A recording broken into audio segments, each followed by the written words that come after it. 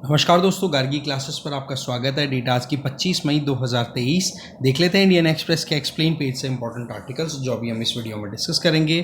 First article है, देखो, new parliament inauguration से रिलेटेड, जिसमें सेंगोल करके एक ट्रेडिशनल, आप कह सकते हो, आर्टिफैक्ट है जिसका यूज़ किया जाएगा वहाँ पर। इसकी सिग्निफिकेंस को हम समझेंगे। दूसरा, नार्को टेस्ट जो है उसके पीछे की क्या हिस्ट्री है, हमारे यहाँ पर क्या गाइडलाइंस है सुप्रीम कोर्ट की, वो समझेंगे। तीसरा, हम फिपिक, ये ग्रुप है जिसके बारे में हम जानेंगे। चौथा है, वर्ल्ड बैंक का जो ईज ऑफ डूइंग बिजनेस करके एक इंडेक्स रिलीज हुआ करता था जिसको 2021 में बंद कर दिया गया, तो उसकी रेलेवेंस और उसमें इंडिया की रैंक और साथ में इंडिया की जीडीपी की परफॉर्मेंस, दोनों चीज़ों को हम समझेंगे। ठीक है, तो ये 4 आर्टिकल्स है, चारों के चारों ही हम डिस्कस करेंगे। फर्स्ट आर्टिकल है चोला सेंगोल ट्रेडिशन और साथ में न्यू पार्लियामेंट इनॉग्रेशन का जो पॉइंट है वो। बेसिकली मुद्दा ये है कि union home minister Amit Shah ji ने वेंसडे को ये कहा कि 28 मई को पार्लियामेंट की नई बिल्डिंग का इनॉग्रेशन होगा और उस इनॉग्रेशन में हमारे जो प्राइम मिनिस्टर हैं नरेंद्र मोदी जी, वो एक हिस्टोरिक स्केप्टर, दैट मीन्स एक ऐसा सिंबल जो चोला डायनेस्टी से रिलेटेड है, उसको वहाँ पर इंस्टॉल किया जाएगा जो लोकसभा की स्पीकर सीट होगी उसके पास में। बेसिकली ये जो हम बात कर रहे हैं, ये बात कर रहे हैं सेंगोल की। सेंगोल बेसिकली क्या होता है उसके बारे में हम पहले समझते हैं, फिर जिससे कि ये मुद्दा ही फिर आपको एकदम क्लियर हो जाएगा, तो समझने में कमजोर आएगा क्योंकि रिपीटेडली ये काम में आएगा ये वर्ड। सेंगोल बेसिकली ये एक तरीके का स्केप्टर है, ठीक है, एक मतलब स्टिक बना हुआ है गोल्ड से, ठीक है, जिसके टॉप पे नंदी, ठीक है, बुल का जो वो है वो एक एम्ब्लेम के तौर पे बनाया हुआ है, ठीक है। ये 5 फीट लेंथ का होता है, इसके टॉप पे नंदी होता है जो लॉर्ड शिवा का सैक्रेड बुल है, ठीक है। इसके अलावा देखा जाए तो ये जो हम बात कर रहे हैं इसकी, ठीक है, सेंगोल की, ये बेसिकली सिंबल ऑफ जस्टिस है। ये जो बुल है ना, ये तो सिंबल ऑफ जस्टिस है, सैक्रेड बुल लॉर्ड शिवा का नंदी। और वैसे ही ये जो हम स्केप्टर की बात कर रहे हैं, ये बेसिकली सक्सेशन के लिए यूज़ किया जाता था। इसका मतलब ये कि किंग अपने सक्सेसर को ये दिया करता था, मतलब जो राजा होगा ना उसके पास में ये स्केप्टर, दैट मीन्स ये जो आप कह सकते हो जिसका नाम हम बार बार बोल रहे हैं सेंगोल है, वो उसके हाथ में रहता है। तो बेसिकली इसकी सिग्निफिकेंस, कल्चरल सिग्निफिकेंस चोला डायनेस्टी से रिलेटेड है। सेंगोल की बात अगर करें, ये एक तमिल वर्ड सेमाई से डेराइव्ड है जिसका मतलब होता है राइटियसनेस, या फिर हम ये कहें कि जिसका अपने आप में जो बात आप करने के लिए बैठे हो, जिसके लिए लोगों ने आपको इलेक्ट करके बिठाया है, वो चीज़ें आप करोगे। इसका मतलब एक एथिकल रिस्पॉन्सिबिलिटी का ये पॉइंट है, ये शो होता है इसमें। देखो, जब 14 अगस्त 1947 को हम तैयारियां कर रहे थे हमारे इंडिपेंडेंस को सेलिब्रेट करने की, ठीक है, 14 से 15 अगस्त की रात की, जिसमें ट्राइस्ट विद डेस्टिनी वाला जो स्पीच है वो भी दिया था पंडित जवाहरलाल नेहरू जी ने। तो उस टाइम पर भी ये जो आप बात कर रहे हो सेंगोल की, उस टाइम पर भी ये न्यूज़ में हाईलाइट रहा था। और हुआ क्या था कि एक तरफ तो हम इंडिपेंडेंट हो रहे थे और दूसरी तरफ जो पार्टीशन की वजह से जो राइट्स हुए थे, दंगे हुए थे, वो थे। तो इस वजह से ये जो सेंगोल सेरेमनी थी ना, ये अच्छे से परफॉर्म नहीं हो पाई। अब क्या है कि नई पार्लियामेंट बन रही है, नया एक सिस्टम शुरू हो रहा है, मतलब सिस्टम का मतलब नया इंफ्रास्ट्रक्चर डेवलप हुआ है, तो बोला है इसलिए अब इस सेंगोल को अच्छे से कवरेज मिल रही है, ठीक है। तो सेंगोल का रिलेशन जो है वो कंसिडर किया जाता है किसके साथ में, चोला डायनेस्टी के साथ में। अब हम समझते हैं नेहरू जी का सेंगोल के साथ में जो हुआ था पूरा मामला। देखो, इंडिपेंडेंस से पहले हमारे जो हमारे तो क्या मतलब लास्ट ब्रिटिश वॉइसरॉय कौन थे, लॉर्ड माउंटबेटन। उन्होंने पंडित नेहरू जी से कहा कि ये जी जो सक्सेशन की सेरेमनी है, कि जो ब्रिटिश क्राउन है वो इंडिया से निकल रहा है और इंडियन जो है लोग वो अपने हाथों में पावर ले रहे हैं, तो ये पावर ट्रांजिशन का जो सिस्टम है, इसको क्या आप सेरेमनी पॉइंट ऑफ व्यू से मतलब सेलिब्रेट करना चाहते हो? तो उस टाइम पर ये अपने आप में एक इम्पॉर्टेंट पॉइंट था, ठीक है। फिर उसके बाद में देखो, जब हम इंडिपेंडेंट हो गए तो आप देखोगे कि हमारे इंडिपेंडेंट इंडिया में हम ये कहें कि फर्स्ट गवर्नर जनरल कौन बना था, तो वो थे सी राजगोपालाचारी। उन्होंने सजेस्ट किया कि भाई अगर हम ये जो ट्रांजिशन करना चाह रहे हैं कि ब्रिटिश हुकूमत से हम हमारे हाथों में सत्ता ले रहे हैं, तो बोले ये डेफिनेटली सेलिब्रेट होना चाहिए। और सेलिब्रेशन के लिए इन्होंने बताया, बोले चोल एम्पायर थी ना, उसमें क्या होता था कि राजा अपने सक्सेसर को ये सेंगोल दिया करता था। इसका मतलब ये हो गया कि जिसके पास में सेंगोल होगा वो वहां का राजा, और वही वहां पर फिर फेयरली और जस्टली मैनर में रूल करेगा। तो ये जो चीज़ थी, ये जो सिंबॉलिक सिग्निफिकेंस है सेंगोल की, ये कहीं ना कहीं यहाँ पर कोरिलेट हुई। और फिर इस सेरेमनी को उस टाइम पर जब हम 14-15 अगस्त की मिडनाइट को जब हम इंडिपेंडेंट हुए थे, उस टाइम पर भी इस सेरेमनी को वहाँ पे ऑब्जर्व किया गया था। ठीक है, सेंगोल की अगर बात करें तो इसके बारे में सिग्निफिकेंस कहाँ से, मतलब कहाँ से हमें आइडियाज़ मिलते हैं, तो अनिरुद्ध केनीसेट्टी करके एक ऑथर हैं, हिस्टोरियन है, उनकी बुक है lord of the Deccan southern India from Chalukyas to Chola 2022 में।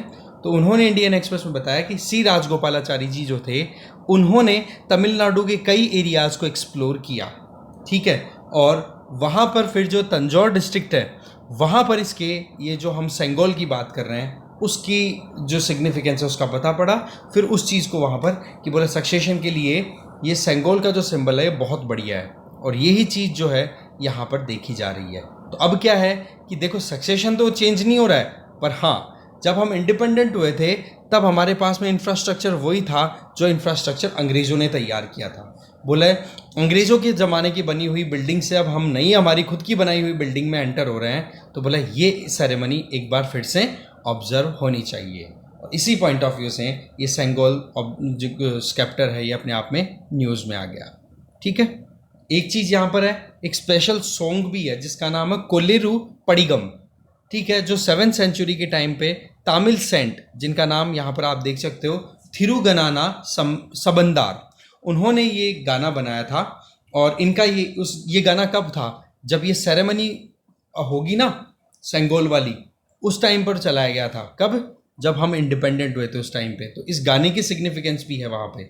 इसके अलावा देखा जाए तो अभी 28 मई को जो है वो नई पार्लियामेंट की नई बिल्डिंग का इनॉग्रेशन हो रहा है। तो ऐसे में तमिलनाडु की तरफ से मतलब ये सेरेमनी है ये ऑब्जर्व की जाएगी। ठीक है, तमिलनाडु की तरफ से बहुत सारे आदि नाम्स हैं वो आएंगे, मतलब सेंट्स हैं वो आएंगे। सेंगोल जो है वो उसको प्योरीफाई किया जाएगा गंगा जल से, और फिर प्राइम मिनिस्टर नरेंद्र मोदी जी को ये सैक्रेड सिंबल जो है हैंड ओवर किया जाएगा। फिर अल्टीमेटली ये सैक्रेड सिंबल जो है वो लोकसभा में स्पीकर की जो चेयर होगी उसके पास में इंस्टॉल कर दिया जाएगा, जो कि कभी कभी कुछ मौक़ों पर बाहर निकाला जाएगा, बाकी अपनी पोजीशन पे जहाँ पे एक बार उसको सेट कर दिया जाएगा वहीं रहेगा। ठीक है, 1947 में ये मैंने बता दिया पार्टीशन का जो इशू था कम्युनल वायलेंस का, इस वजह से उस टाइम पर तो देखो इतना कुछ हो नहीं पाया था, पर अभी अच्छे से कवरेज हो पाएगा जिसकी शुरुआत अभी हो भी गई है। नेक्स्ट आर्टिकल है फिपिक, FIPIC, बहुत इंपॉर्टेंट है भाई, मुझे लगता है क्वेश्चन बन सकता है। देखो जी बात ऐसी है, फिपिक की बात अगर करी जाए तो हमारे प्राइम मिनिस्टर जो थे हैं वो 3 देशों की यात्रा पर निकले, पहले जापान, फिर ऑस्ट्रेलिया, फिर पपुआ न्यू गिनिया।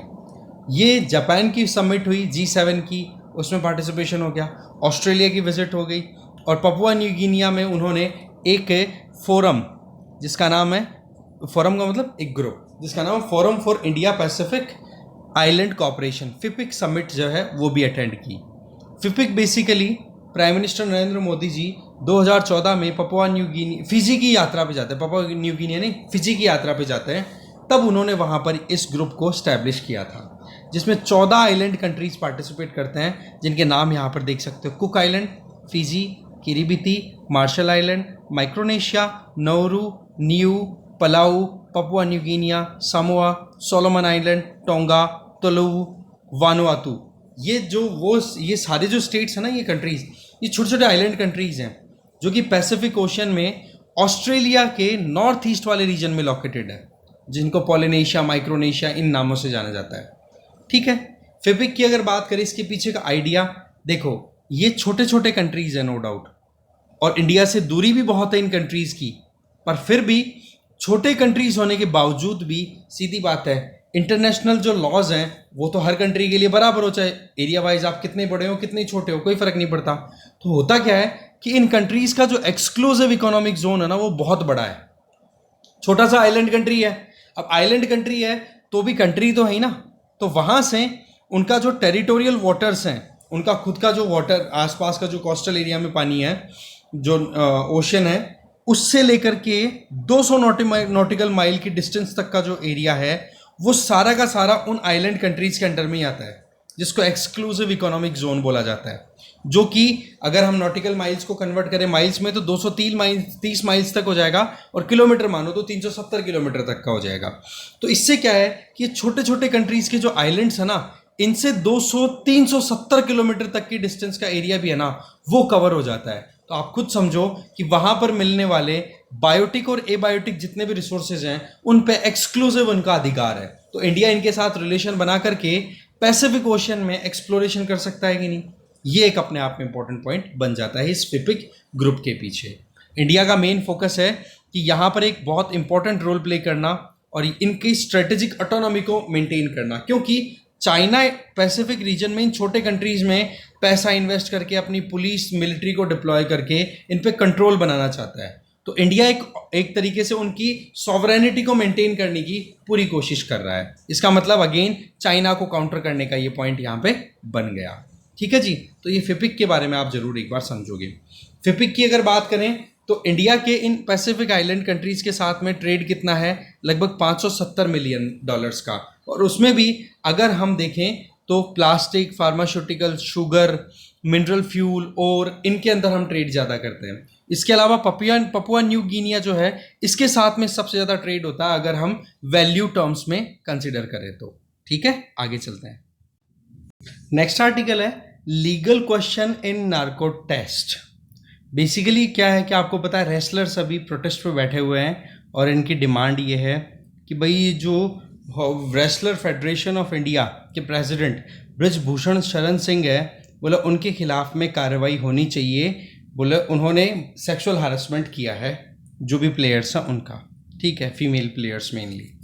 तो बेसिकली यहाँ पर पॉइंट ये आ रहा है कि बोले नार्को टेस्ट करवा लो आप, ठीक है, जिससे आपको ये पता पड़ जाएगा कि सच क्या है। अब ये देखो कि नार्को और पॉलीग्राफ करके 2 टेस्ट होते हैं जिनसे सच्चाई उगलवाने का काम होता है। अब ये काम कैसे करते हैं वो समझते हैं।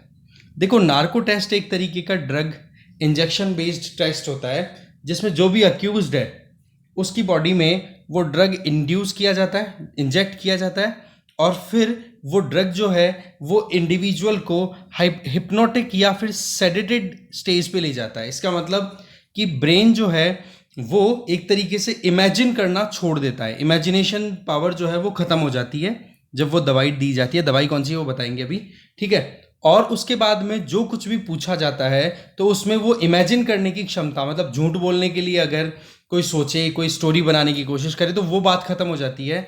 फिर लाइफ में जो कुछ भी उनके साथ घटित होया हुआ रहता है उनसे रिलेटेड जो भी सवाल पूछे जाते हैं उनके उनके वो जवाब दे दिया करते हैं। और ये कंसिडर किया जाता है कि जो बात उस टाइम पे बोली जाती है नार्को टेस्ट के टाइम पे वो लगभग सच्ची निकलती है। ड्रग कौन सा यूज होता है? ड्रग का नाम है सोडियम पेंटोथेल, ठीक है, इसको सोडियम थियोपेंटल भी बोलते हैं, ठीक है। ये अपने आप में fast acting short duration anaesthetic drug है। एनेस्थेटिक मतलब एनेस्थीसिया आपको पता है सुन्न करने वाली दवाई है, वो दवाई ही है ये। जनरली क्या होता है कि जो आप पेशेंट्स की कभी कोई सर्जरी होती है, कोई ऑपरेशन होता है तो उस टाइम पर पेशेंट्स को दिया जाता है, और वही यहाँ पर ये ड्रग है वो यूज़ की जाती है। पर यस, क्वांटिटी थोड़ी सी कम यूज़ की जाती है अगर नार्को टेस्ट हो रहा है, और अगर किसी की सर्जरी हो रही है, ठीक है, मेडिकल ऑपरेशन हो रहा है, तो उस टाइम पर थोड़ी सी डोज क्वांटिटी बढ़ा दी जाती है। ये एक तरीके की यहाँ देखो बर्बिट्यूरेट क्लास की ड्रग है जो कि सेंट्रल नर्व सिस्टम पे सीधा एक्ट करती है और एक तरीके से सुन्न कर देती है बॉडी को, ठीक है। तो ये सारा सिस्टम हो गया। अब ड्रग जो है वो एक तरीके से कम क्वांटिटी में दी जाती है, ठीक है ना, और फिर उसके बाद में जो भी बातें पूछी जाती हैं वो कहीं ना कहीं मतलब बिना सोचे समझे जवाब देना होता है, तो वो सच्ची निकलता है। इसलिए इसको ट्रुथ सेरम भी बोल दिया जाता है इस ड्रग को। और वर्ल्ड वॉर सेकंड के टाइम पे इंटेलिजेंस ऑपरेशंस के अंडर में बहुत बार यूज हुआ था ये नार्को टेस्ट। फिर दूसरा टेस्ट आता है पॉलीग्राफ टेस्ट। पॉलीग्राफ टेस्ट जो है वो सेम नहीं होता नार्को टेस्ट, इसके बिल्कुल डिफरेंट होता है। उसमें भी आप क्या करते हो, सच उगलवाने की कोशिश ही करते हो। पर पॉलीग्राफ टेस्ट जो होता है उसमें यह अजम्पशन लिया जाता है कि कोई भी इंडिविजुअल अगर कोई फिजिकल रिस्पॉन्स देता है तो ये मान के चलो कि वो जो कुछ भी बोल रहा है वो और उसकी बॉडी के एक्शन है वो दोनों मैच कर जाते हैं, कुछ स्टैंडर्ड साउंड में मैचिंग अगर दिख जाती है तब तो ये बात, उस बात को मान लिया जाता है सच। दूसरी तरफ बोली हुई बात और फिजिकल मूवमेंट दोनों में अगर डिफरेंस है तो उसका मतलब हो गया कि वो बात है झूठ। तो इस तरीके का ये पॉलीग्राफ टेस्ट है वो होता है। पॉलीग्राफ टेस्ट में कोई ड्रग इन्फ्यूज नहीं किया जाता है, इंजेक्ट नहीं किया जाता है, जबकि आपको पता है नार्को टेस्ट में ड्रग दिया जाता है। इसके अलावा इसमें पॉलीग्राफ टेस्ट में कार्डियो कफ करके या सेंसिटिव इलेक्ट्रोड करके डिवाइसेस हैं वो काम में आते हैं, जो कि बॉडी के साथ में कनेक्ट कर दिए जाते हैं। जिस भी अक्यूज के ऊपर आप एलिगेशन लगा रहे हो उनसे पूछ रहे हो, फिर उनके blood pressure, pulse rate, respiration, change in sweat gland activity, blood flow, इन चीज़ को ट्रेस किया जाता है इस पॉलीग्राफ में।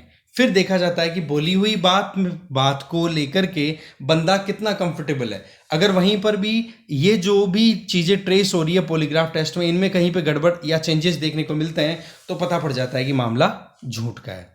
तो वो लाई डिटेक्टर वाला सिनेरियो है वो होता है। तो देखो नार्को टेस्ट जो है वो 2012 के जो गुजरात दंगे हुए थे उनमें भी यूज़ हुआ था।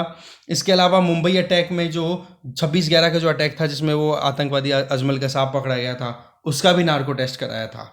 तो इस तरीके से क्या होता है कि नार्को टेस्ट जो है वो होता है। अब बात ऐसी है कि नार्को टेस्ट हर जगह पे हो सकता है क्या? देखो इससे संबंधित है गाइडलाइंस। 2010 का केस है सुप्रीम कोर्ट का जिसका नाम है Selvi and others versus state of Karnataka and anothers. इसमें सुप्रीम कोर्ट की बेंच थी, चीफ जस्टिस थे उस टाइम पे के जी बालाकृष्णन, उस बेंच को चेयर कर रहे थे, साथ में जस्टिस आर वी रविंद्रन और जे एम पंचाल भी साथ में थे।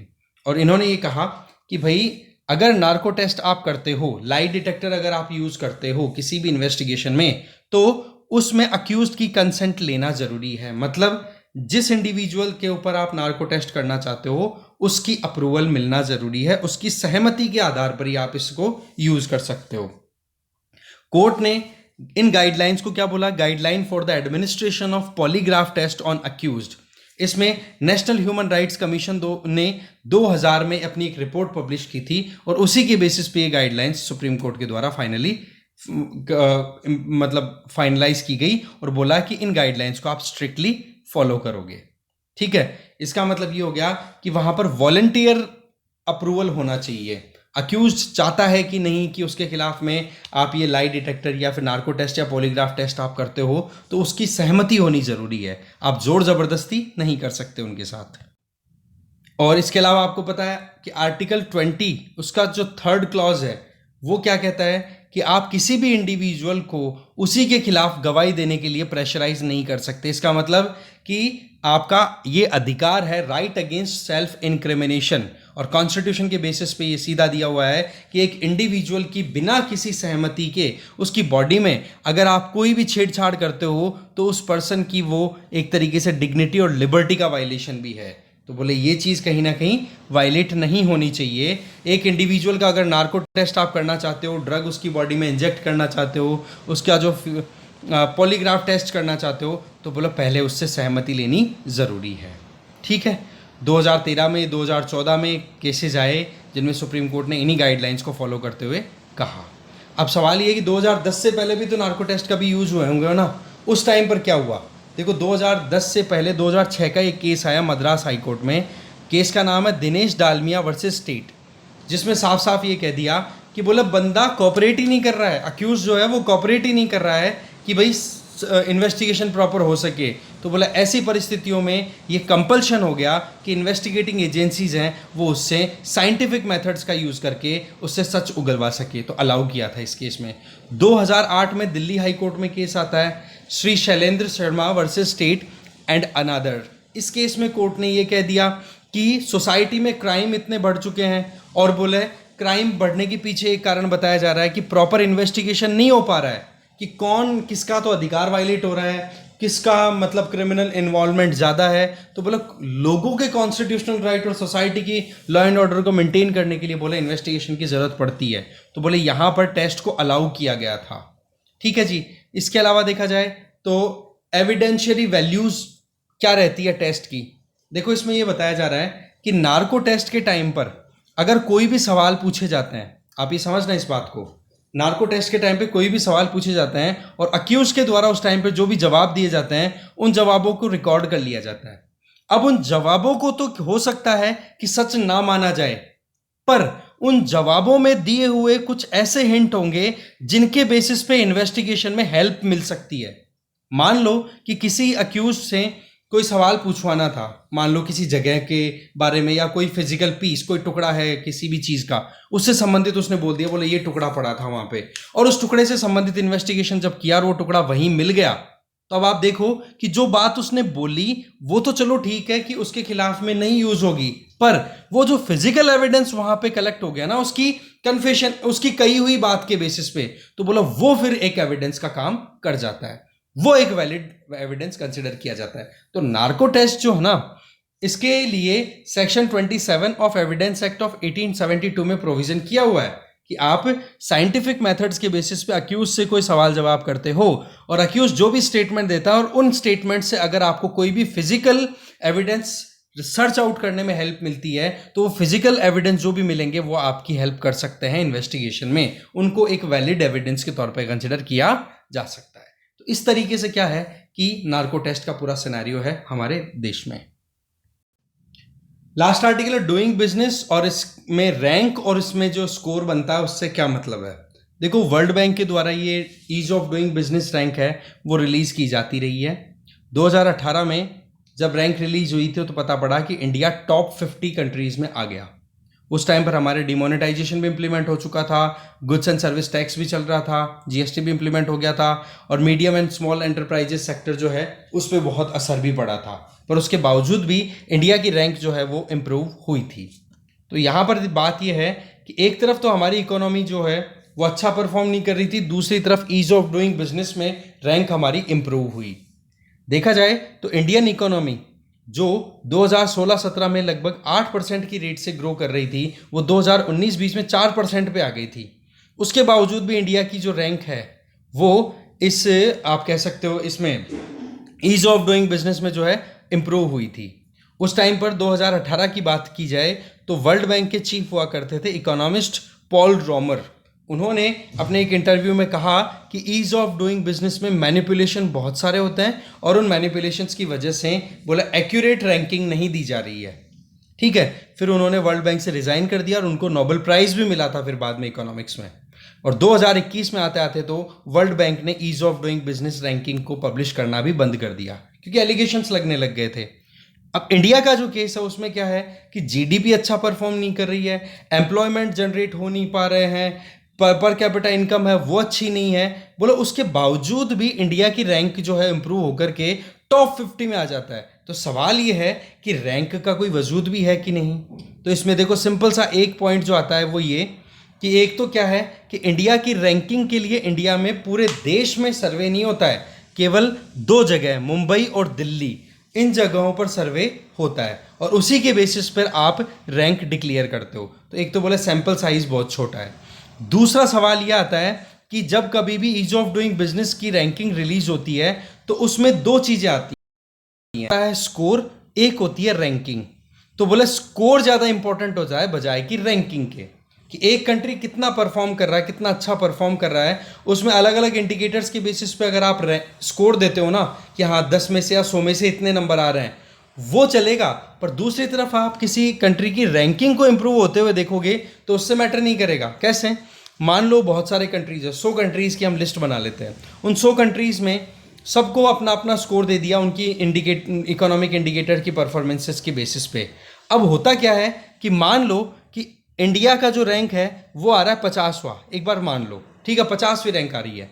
अब जो पहले जो टॉप 49 रैंकर कंट्रीज हैं उनमें से अगर मान लो 26 कंट्रीज ने अपनी परफॉर्मेंस डाउन कर दी अपनी इकोनॉमी में, तो इंडिया की इकोनॉमी जो है वो बिना इंप्रूव किए भी उनसे अच्छा परफॉर्म करती हुई दिखाई देगी। तो इंडिया की रैंक 26 रैंक जो है जंप करके आपको 24, 26 रैंक पे, 25 रैंक पे आपको मिल जाएगी। तो बोले ये तो रिलेटिविटी की बात होगी ना। आप तो ये देखो कि इकोनॉमी ने क्या परफॉर्मेंस दी है, इकोनॉमिकली सोशल सेगमेंट में कितना क्या आउटकम मिला है, तो वो बोले स्कोर से पता पड़ता है। तो बोले स्कोर पे ज़्यादा रिलायंस दिखानी चाहिए। दूसरी बात क्या है कि देखो जी, रैंक कितनी अच्छी आ रही है उससे जीडीपी पे तो असर पड़ता नहीं है। ठीक है, आपका ईज ऑफ डूइंग बिजनेस में क्या रैंक आ रहा है, उससे आपकी जीडीपी पे इंप्रूव हो कोई गारंटी नहीं है, ठीक है। पर अगर आपकी जीडीपी अच्छी परफॉर्म कर रही है तो रैंक भले ही अच्छी आ जाएगी आपकी। इसका मतलब ये हुआ कि हम ये सोचें कि ईज ऑफ डूइंग बिजनेस में रैंक अच्छी है तो हमारी जीडीपी, हमारी इकोनॉमी अच्छा परफॉर्म कर देगी, कि जी वो तो बहुत सारे अलग अलग फैक्टर्स पे डिपेंड करता है, इन्वेस्टमेंट आएगा, एम्प्लॉयमेंट क्रिएट होगा। पर अगर जीडीपी पहले से अच्छी परफॉर्म कर रही है तो रैंक अच्छी आ जाएगी। तो बोले रैंक की रेलेवेंस इस तरीके से, और रैंक की बजाय हमें स्कोर कितना आ रहा है उस पर ज्यादा रिलाय करना चाहिए। अब देखो बात ऐसी, ईज ऑफ डूइंग बिजनेस अभी तक तो देखो हुई नहीं है, अब कब तक होगा वो देखने वाली बात है। बाकी जो एलिगेशंस थे वो ये कि मैनिपुलेशन होता है, पर एक चीज बड़ी क्लियर है कि इन्वेस्टिगेशन जब हुई ना तो पता पड़ा कि इंडिया की जो प्लेस है टॉप 50 इकोनॉमीज में आने के लिए, तो बोलो उसमें कोई भी पॉलिटिकल इंटरवेंशन नहीं था। इसका मतलब इंडिया का जो रैंक राइज होना था ईज ऑफ डूइंग बिजनेस में वो बोला फेयर रहा है, पर फिर भी रैंक इंप्रूव होने से हमें ऐसा कुछ बेनिफिट नहीं मिला है। तो ये चीज़ यहाँ पे बताई जा रही है। तो इस डिस्कशन में यही आर्टिकल्स थे, ठीक है। Thank you very much.